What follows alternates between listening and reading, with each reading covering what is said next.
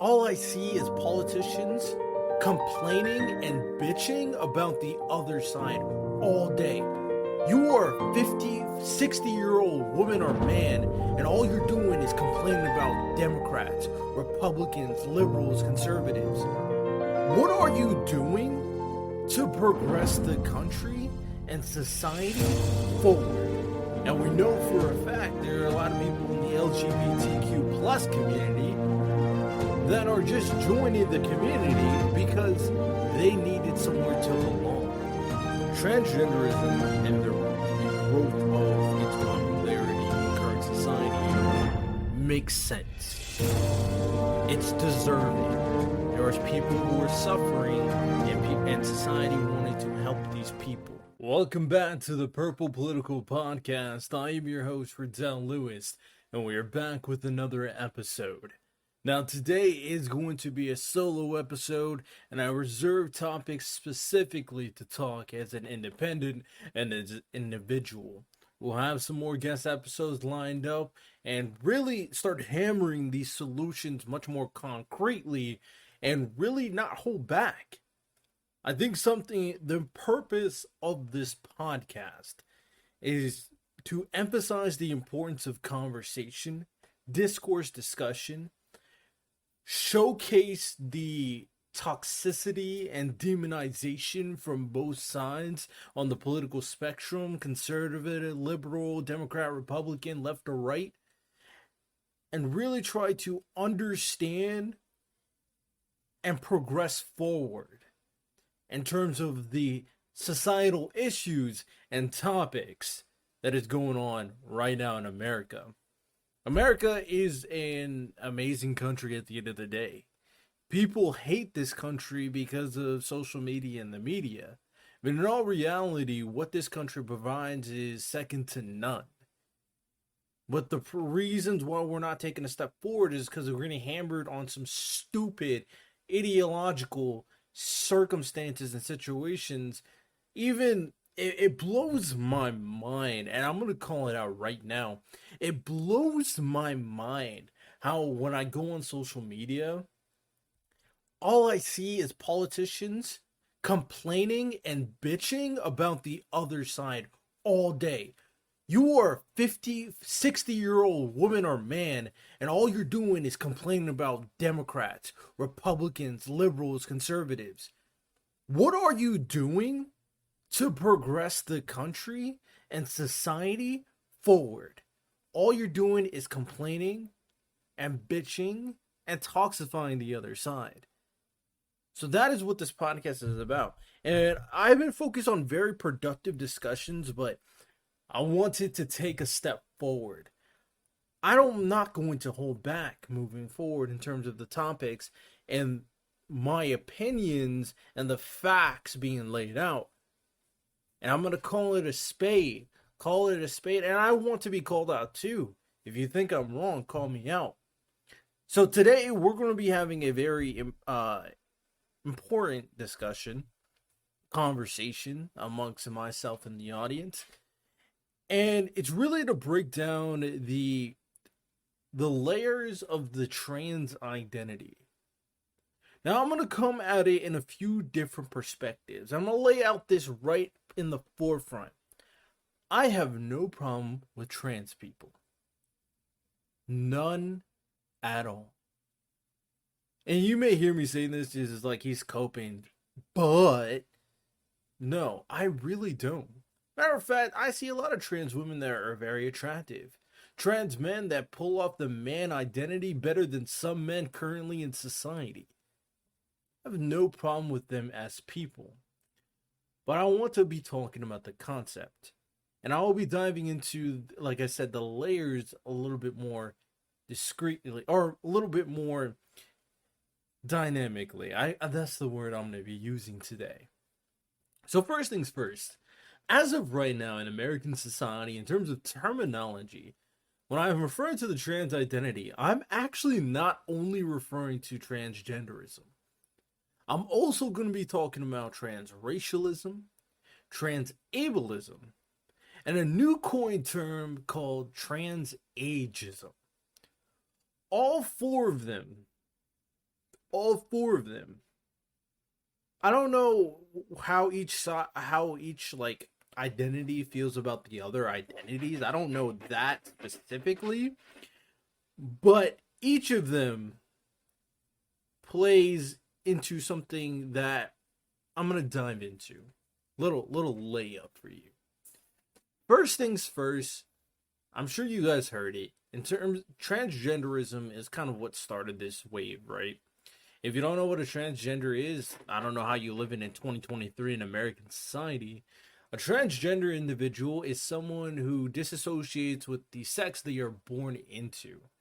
And by that situation or circumstance, they identify as a different gender. So a male was born as a male and identifies as a female. A female born as a female identifies as a male. And that's when they become transgender. It's a very simple concept at the end of the day. Now, initially, when the term wasn't as popularized as it is today in terms of an identity, it was something that really was framed by specific individuals in very specific circumstances.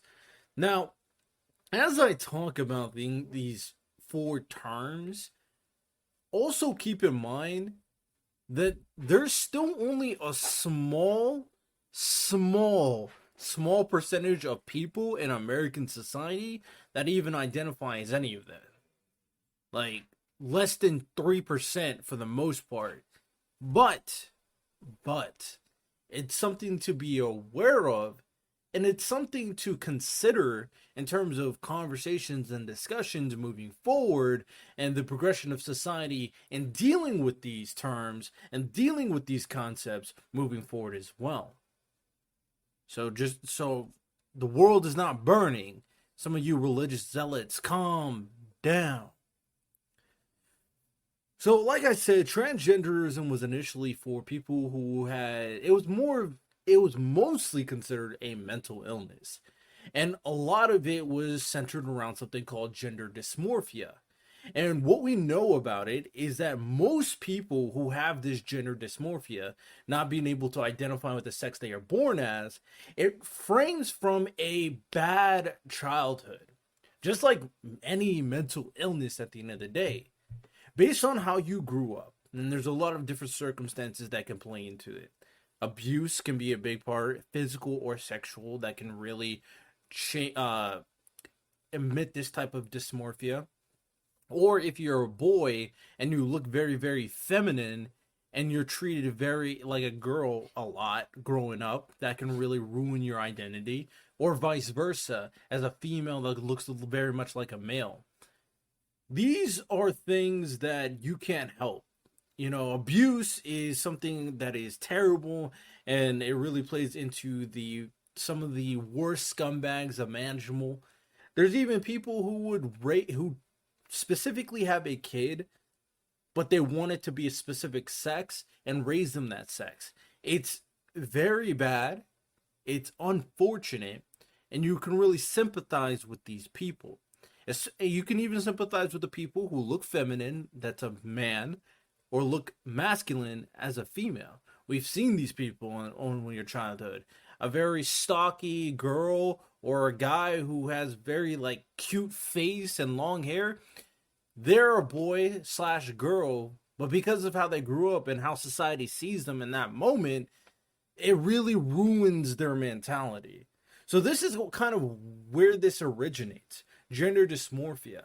And because of this, because of this mental illness, the diagnostic or the solution for these people was considering going all the way, becoming transgender. Because of the abuse, just live your life how you want to be happy. And that could either be, okay, because of this, my abuse and everything, now this is who I identify as, and in order for me to live a good life, I'm going to be this way. Or because I was kind of deemed this throughout my adolescence, I'm going to be this way growing up. It stemmed from a mental illness. Now, obviously, these people are the minority. And because of it, they are ostracized by general society who don't know how to deal with these different types of individuals. And that was the problem, much so years ago, maybe even a decade ago. Normal or your average citizen didn't know how to deal with a transgender male or female. It wasn't popular. People didn't talk about it. It wasn't depicted in media. It wasn't depicted in social media. You were considered a freak, quote unquote. So it makes sense. You gotta open up your mindset. It makes sense in terms of perspective that people didn't want these people who suffered or had a troubled upbringing to feel outcasted. So they spread the ideas that, hey, this is okay. These people are normal. They're just like me and you. They just have a different mental mindset. Their brain works a little bit differently. And because of this messaging, this consideration of these individuals, more and more so, it was more accepted throughout social media, through the media, through the news, to the point where it is today in society. And in today's society, it's not just a mental illness. Transgenderism and very much the LGBTQ plus community had went from a disconnect in terms of your how the sex and gender, and created a new type of culture and grouping that is extended from its initial purpose. And what I mean by that is it's very obvious that this community is much so the community for people who are outcasts. We already knew that people who were transgender, who went through gender dysmorphia, were outcasts already. But then the umbrella grew to a point where any type of outcast can be joining this community of LGBTQ plus and potentially even become transgender. More and more so, it's been popularized and it's been growing in terms of the acceptance and the depictions throughout society as a whole. And we know for a fact there are a lot of people in the LGBTQ plus community that are just joining the community because they needed somewhere to belong. And the more and more individuals who are male or female, who are don't have friends, don't have people to lean on, don't have people to go to, they see this community with that has open arms, caring, and acceptance, and they're like, I want to be part of that. Maybe I am part of that. Because one thing people need to get to realize is when you are around a certain type of community and principles and culture, your mindset and you as an individual starts changing and morphing to adhere to the environment and community around you. That's how racism starts. You raise a racist, he's going to grow up a racist, right? That's just human nature. It just is. And with social media and its reach on people and the amount of times and the amount of time and the amount of people that is on social media, it's becoming easier and easier to be succumb to these smaller communities, right? Because like I said, at the end of the day, this community is a vocal minority. It's not the majority. So that's kind of the depiction of transgenderism today. The umbrella widened and is creating a very unique community. And to be fair to this community, it's very open-minded. It's very much so open arms. If you're a person who don't have anything to go towards, why wouldn't you join a community like this to kind of belong somewhere? You can't blame the people for joining this community. You can't blame the community for existing because I just told you the chain of events on how this happened. So that's kind of like transgenderism is the way everything started. And it makes sense on how it started. And it's not a bad thing that it kind of ended up where it is today, what we need to consider is what is going on. What is the purpose of the concept? It's not something where someone is just like, all of a sudden I identify as a girl. All of a sudden I identify as a boy. It's not a situation where it's 12-year-old who sees a Barbie, starts playing with a Barbie, and a genders professor goes like, oh, this is a girl. Start giving him drugs. That is not what is going on. Everything originated from something very specific, and that is a mental illness called gender dysmorphia. It originated from a specific type of upbringing that changed and warped a child's mindset to disconnect from the sex they are born as. That is what it is. So, reinforcing this concept, realizing what it is, needs to be the forefront. And that is the basis of this conversation. Then we're going to move on to something known as transracialism. Now, I'm not really sure the origination of the term, but when the term got popularized, I'm sure we've all seen it. It was when this white woman went on some daily show or went on some talk show, and she considered herself black. She tanned the crap out of her skin. She got plastic surgery, and she, in her heart of hearts, considered herself black. That's when the term was popularized. But the initial use of the term is completely different. Transracialism really refers to a similar situation as transgenderism, where there's a disconnect between the racial cultural components of what your skin color is depicted in society and your actual skin color as an individual. What I mean by this, and this tends to happen in very specific situations, is adoption. Transracialism was a term mostly used for people who came up adopted. It will be a black kid being raised by white parents, a white kid being raised by Asian parents, a Mexican kid being raised by Indian parents. It's a disconnect from your race, how you look, versus your community around you, and the depiction of their culture and the depiction of what your race actually represents in society. There's a disconnect. You grow up going like, this is my family, but I'm different. And that disconnect warps your racial identity. Now, it's not, from my awareness, it's not nearly as extreme. There's a lot more ways that you can cope in terms of being transracial growing up as a kid. Especially if you go to public schools or you join different communities, you are able to get enough experience to reaffirm what your identity actually is.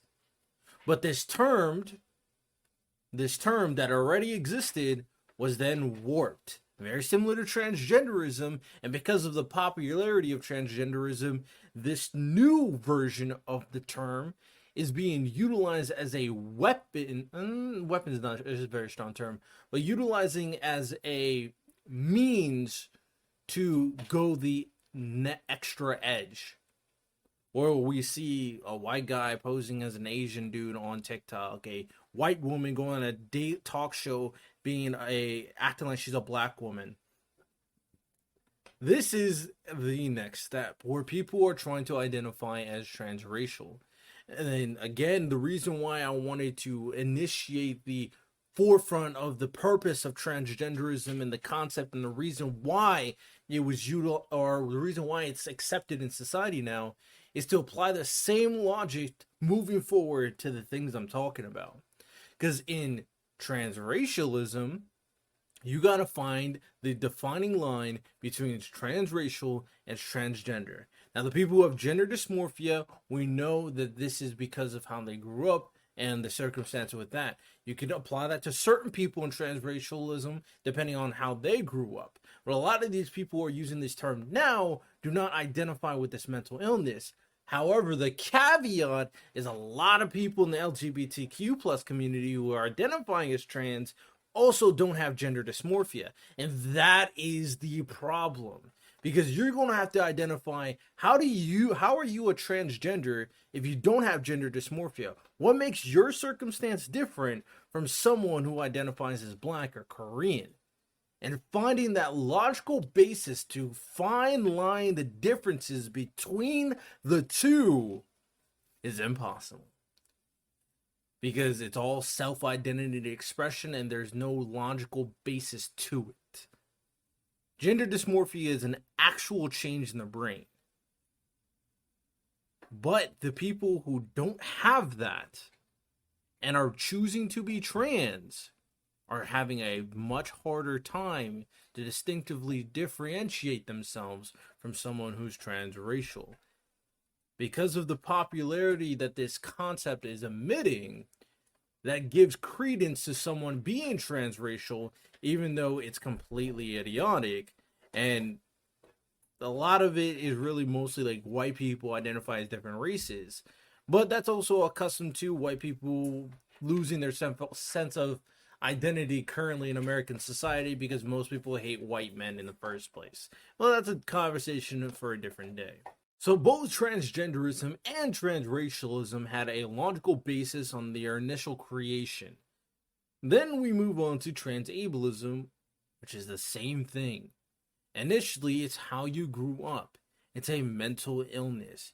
And because of the mental illness, there are people who identify as being disabled. There's examples where there is a woman who identified as being blind, so she put bleach in her eyes and blinded herself. Now, initially you go like, oh yeah, she's crazy. But the crazy part about it is she was allowed to do this. Her psychologist or doctor or whatever allowed her to do this. Because very similar to transgenderism, for these people with gender dysmorphia, the solution or the best case scenario or the best solution, because there's not a perfect one in terms of solving these situations, is letting these people live out their experience in a safe environment, changing your gender. In transableism, it's disabling yourself.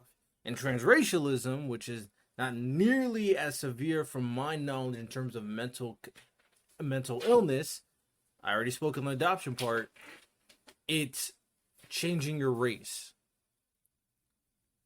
So in terms of transableism, I don't see, obviously because of how severe it is, like blinding yourself, cutting off your arm, cutting off your leg, much more severe, much more painful, and much harder to cope with in terms of life. So this is not something that's going to be nearly as popularized as transracialism or transgenderism, but the concept exists. And it's another sense of evidence that the forefront of the trans identity is a mental illness. It is. It's not some type of self-expression you just conjure up on a certain day because you felt like it. It's a mental illness. And the mental illness is living your expression. It should be a specific procedure that's not just half-assed. That's the best way to put it. So we know these three things exist. We know that there's solutions, and the forefront of all three of them is how you grew up and your mental capacity being compromised at some point because of past trauma. The last thing I'm going to talk about is another relatively new term, I think. Transagism. And it is what it sounds like. It's identifying as a different age. Now, the thing about transableism that differentiates itself between the three is that it is not a social contract. It is a social concept.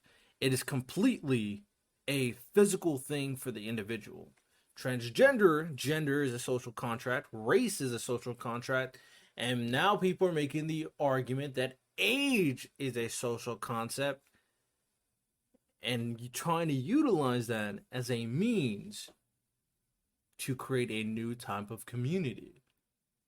Now, before you get upset and get triggered, transagism in actuality also began with mental illness. Seeing a pattern, I know you are.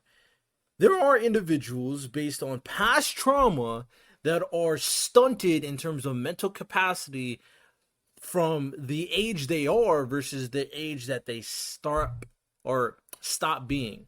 For example, if someone gets a lot of trauma in that when they're like 5 years old, as they grow to be like 24, their mind is still stuck at 5. So the concept exists. It's a mental illness. But just like I said in the initial discussion of transgenderism, the danger is not realizing what it is. Because how transgenderism is being utilized currently in society, how transracialism is being utilized currently in society, people are going to try to do the same thing for transageism. And what will that mean? That will mean that people are going to try to self-identify themselves as different ages and try to excuse their actions. And the solutions for all three things that I said before, ableism, racialism, and genderism, was to let them express their experience.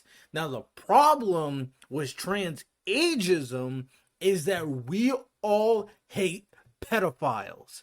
And this is a very dangerous territory to allow pedophiles to express their experience potentially.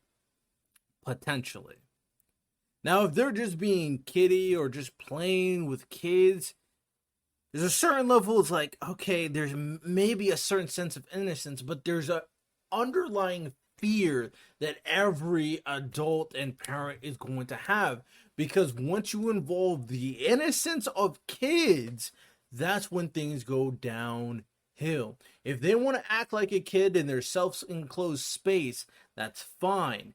But when you try to start allowing them to be able to act like a kid in every type of space, especially spaces that are surrounded with kids, schools, parks, amusement parks, that's when things get dangerous. Obviously, there's a concern for people right now in regards to transgenderism, with certain trans females going into the female bathroom.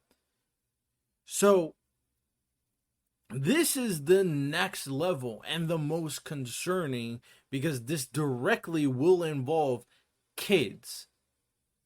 And a potential 30, 40-year-old man identifying as a kid to be around kids is a very dangerous thing to allow in society. Even a 40-year-old identifying as a 17-year-old is a very dangerous thing to allow in society. This is a new term.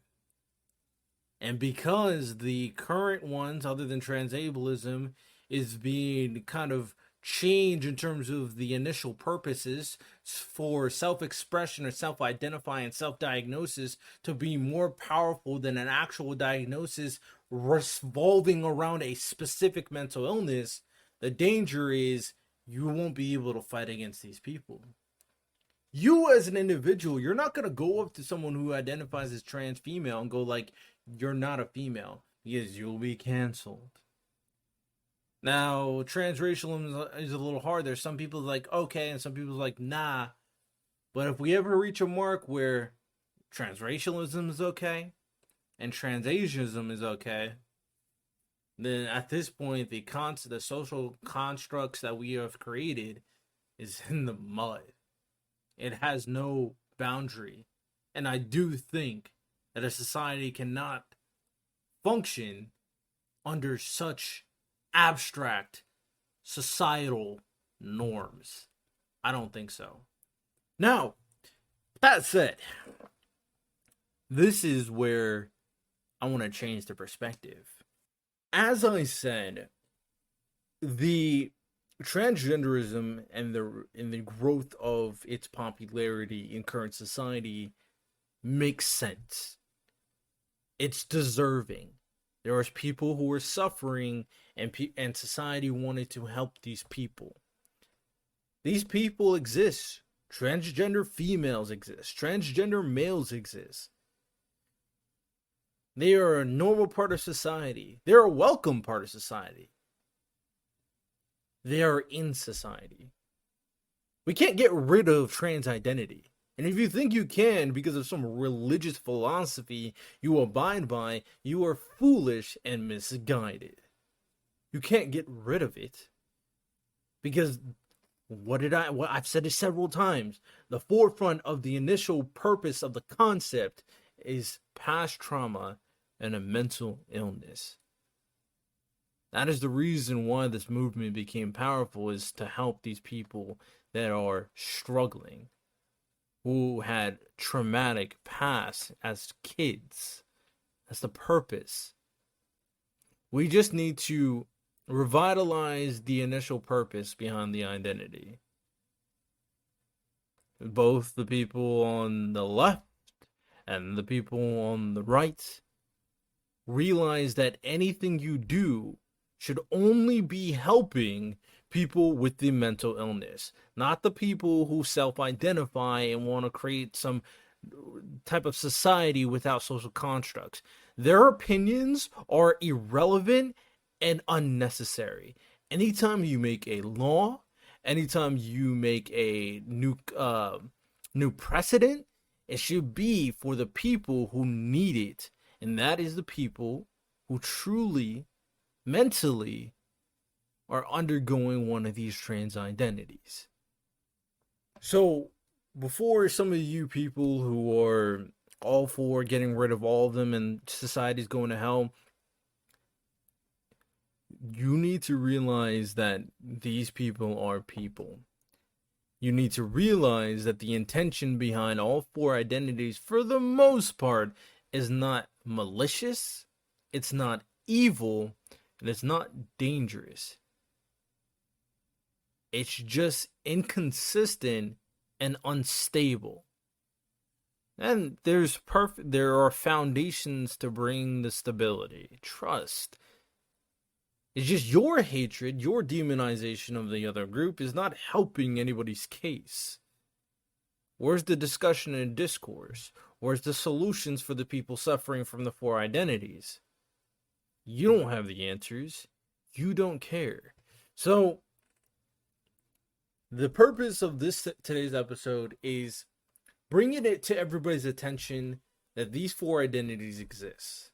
The core of what these identities are should be the focus, and there should be a realization at the end of the day that they are people too.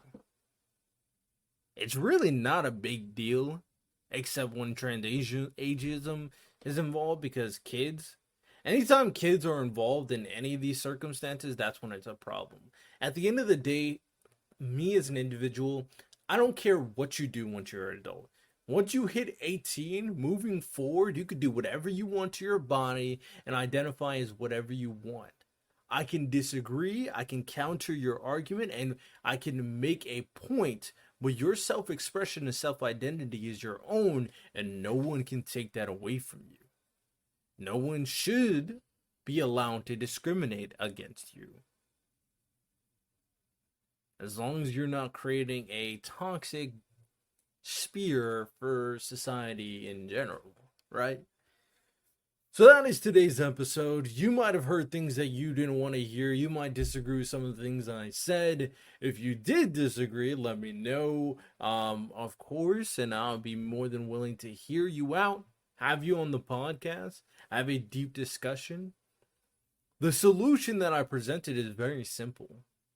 The solution is a reaffirming on the initial purpose of these identities, which will help the movement in its entirety, creating solutions for the people who actually need it, and also kind of separate the distinction between these people who are kind of taking advantage of the concept and utilizing it in a very abstract and illogical ways. There's good people on all sides. But when it comes to societal precedent, you need to consider things much, much stronger. So hope you guys enjoy. Rate it 5 stars on Apple Podcasts and Spotify. Follow, subscribe. You have a good one. Take care and peace.